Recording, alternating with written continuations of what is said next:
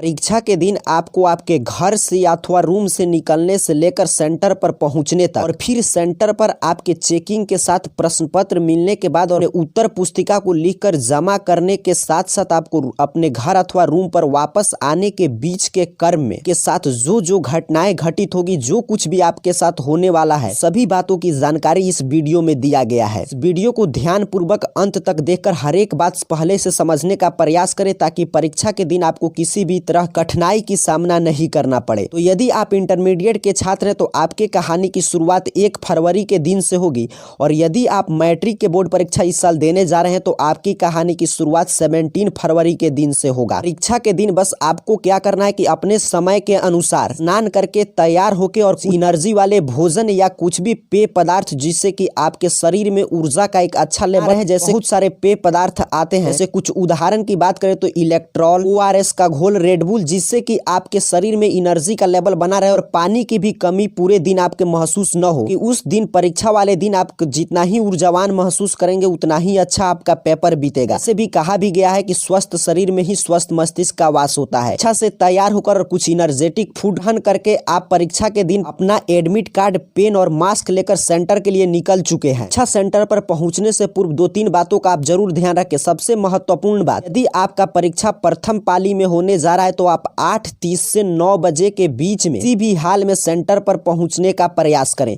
और यदि आपका परीक्षा सेकेंड शिफ्ट में है तो आप 1 बजे से लेकर 1:15 के बीच में वहां पे पहुंचने का प्रयास करें। भले ही ये बिहार बोर्ड के द्वारा ऑफिशियली जानकारी दिया गया है कि आप 9:20 तक आपका गेट बंद हो जाएगा, उस समय तक आपको पहुंचना नहीं है, आपका गेट बंद हो जाएगा और सेकेंड शिफ्ट में 1:35 तक आपका गेट बंद हो जाएगा। बट आप यहाँ पे जो समय लिखा हुआ देख रहे हैं इसी के बीच आप पहुंचने का प्रयास करें, क्योंकि इस साल कुछ ज्यादा ही चेकिंग होगा। एक जो ट्रेडिशनल चेकिंग हर साल चला रहा है वो तो होगा ही, के साथ साथ आप जानते हैं कोविड-19 वाला भी कुछ स्पेशल जांच प्रक्रिया होगा। आप सेंटर पर 9:20 और यदि आपका सेकेंड शिफ्ट में तो 1:35 के बाद पहुंचने हैं तो परीक्षा भवन में प्रवेश की अनुमति नहीं दी जाएगी। अब हम एज्यूम करते हैं कि आप अपने समय पे, जो यहाँ पे समय लिखा गया इस समय आप पहुंच गए सेंटर पे और आप सेंटर के गेट की तरफ देख रहे हैं, तब तक निश्चित समय पे आपका सेंटर का गेट खुलेगा और वहां पे कुछ वीक्षक और जो भी बिहार बोर्ड के द्वारा परीक्षा लेने के लिए कर्मचारियों की नियुक्ति किया गया है वो कुछ पुलिस बल के साथ आपको तैनात दिखाई देंगे। यहाँ से आपको एक एक कर बुलाया जाएगा। उसके बाद सबसे पहले आपके मास्क की जांच किया जाएगा कि आप मास्क लगा कर गए हैं कि नहीं।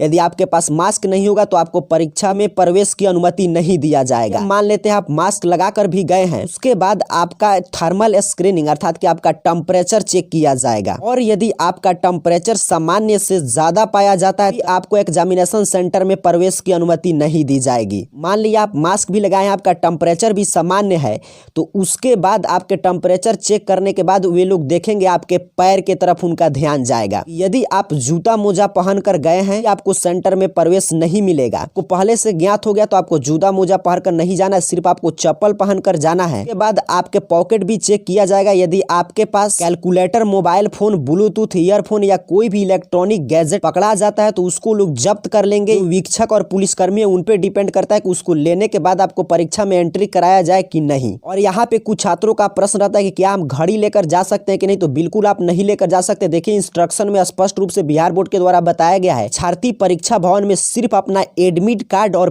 पेन के अलावा कुछ भी नहीं ले जाएंगे। ये जूता मोजा भी ले जाने की अनुमति नहीं है, तो आपको घड़ी ले जाना किसी भी कीमत पे अलाउ नहीं किया जाएगा। आप पेन, एडमिट कार्ड लेकर अंदर प्रवेश कर चुके हैं। अंदर आप जैसे ही प्रवेश करेंगे वहां पे कुछ आपका लिस्ट टांगा हुआ रहता है, साटा हुआ रहेगा कि आपका किस रूम में आपका परीक्षा है।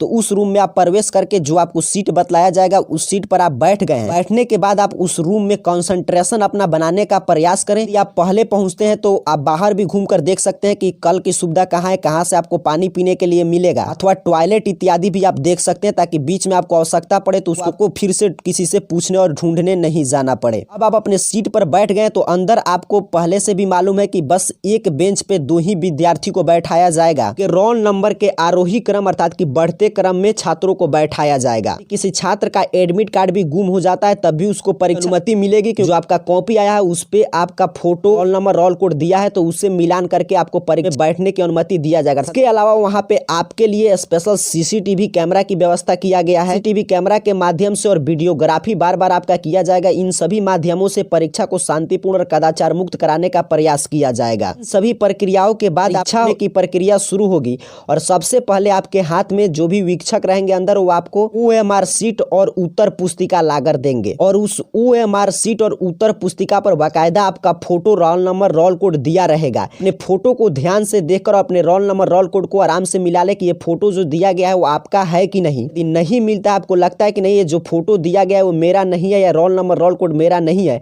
तो जो भी उसमें वीक्षक होंगे उनको उत्तर पुस्तिका लौटा कर उत्तर पुस्तिका वो आपको देंगे, आपके नाम और रोल नंबर वाला, उसे प्राप्त कर ले। OMR शीट और उत्तर पुस्तिका को एग्जाम के समाप्ति तक बिल्कुल संभाल कर रखें, क्योंकि यदि आप उसको फाड़ देते हैं, कोई भी उसमें गड़बड़ी करते हैं, उत्तर पुस्तिका आपको नहीं दिया जाएगा। उसके बाद जब आप परीक्षा केंद्र में उपस्थित वीक्षक होंगे, जब निर्देश देंगे तो जो जो जगह दिया रहेगा OMR शीट और उत्तर पुस्तिका पर, उस ब्लैक या ब्लू पेन से भरने का प्रयास करें। आपको कुछ भी दिक्कत होता है, भरने में समझ में नहीं आता, तो जो वीक्षक होंगे उनका सिर्फ काम आपके कागज पुर्जा और चीट को पकड़ना ही नहीं होता है, बल्कि आपकी मदद करना भी होता है। तो उनसे जरूर पूछ ले कि इसमें कहाँ पे क्या भरना है, क्योंकि कोई भी गलती कीजिएगा तो दूसरा आपको OMR शीट और उत्तर पत्रक नहीं मिलेगा। इसको भी आप अच्छा से भर चुके हैं और आपके हाथ में प्रश्न पत्र मिल गया और उसे आप सॉल्व करना शुरू कर दिए हैं। उसके बाद यदि बीच में आपको आवश्यकता पड़ता है कि आप रफ कार्य कहाँ पे करेंगे, जो आपके उत्तर पुस्तिका मिला है OMR शीट पर कुछ भी लिखने का प्रयास न करें। OMR शीट पलट कर और वहाँ पे जो कहीं पे जगह दिखाई दिए वहाँ पे आप लगे रफ करने।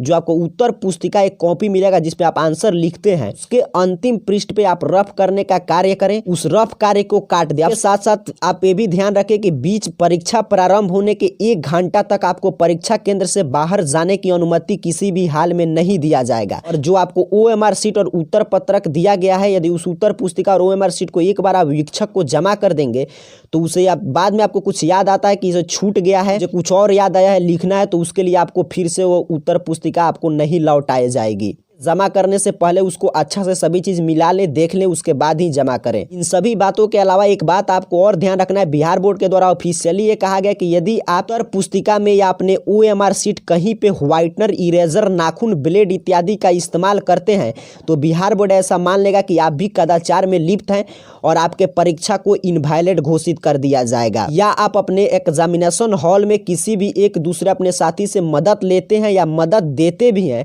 और बातचीत करते हुए भी पकड़े जाते हैं, आपको परीक्षा से निष्कासित कर दिया जाएगा। इन सभी नियमों को पालन करने के बाद अपना अच्छा से उत्तर लिखकर और अंतिम में अच्छा से जांच करके वीक्षक को आप करके और यहाँ से निकलकर आपको सीधे अपने रूम अथवा घर के लिए प्रस्थान करना है। अब तक तो हम लोग जो चर्चा किए ये था ऑफिशियल नोटिफिकेशन के, ऑफिशियली बिहार बोर्ड के द्वारा इतना नियम बताया गया कि ये नियम आपको सारे रूप से पालन करना और आपके सेंटर पर जो लोग हैं वो भी इन नियम को पालन करना सुनिश्चित करेंगे। क्या ये सभी नियम का पालन हर सेंटर पे होगा? जवाब यही है कि देखिए, इन सभी नियम का पालन सेंटर पे होगा और कुछ सेंटर पे इन सभी नियमों में से कुछ नियम का पालन होगा, कुछ का नहीं।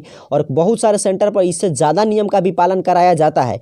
वो डिपेंड करता है कि आपका सेंटर किस स्कूल में है, कहाँ पे है और वहाँ के टीचर, शिक्षक, परीक्षा कर्मी नियुक्त किए गए उनका व्यवहार कैसा है। कुल मिलाकर यही ऑफिशियल स्थिति है। इस रूप में आपको पहले से तैयार होकर जाना है, परीक्षा के दिन आपको किसी भी तरह की कठिनाई की सामना न करना पड़े। सभी का परीक्षा बिल्कुल अच्छा से बीते और इस साल आपका बिल्कुल एक शानदार सा रिजल्ट आए। इन्हीं शुभकामनाओं के साथ आप सभी को बहुत बहुत धन्यवाद।